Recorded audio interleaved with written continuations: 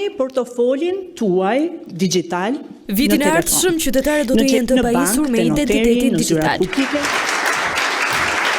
Qeveria prezantoi projektin që shpjeguan se identiteti digital do të përmbajë çdo dokument të qytetarëve shqiptar, duke nisur nga certifikata e lidhjes deri tek diploma e universitetit.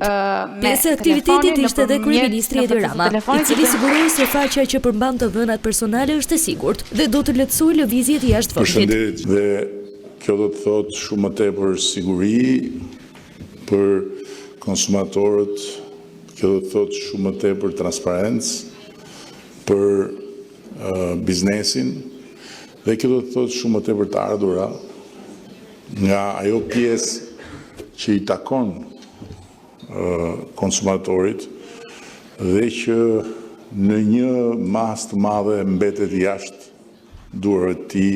Ai theksoi se ky plan po diskutohet edhe në vendet e Bashkimit Evropian, por Shqipëria është një hap para.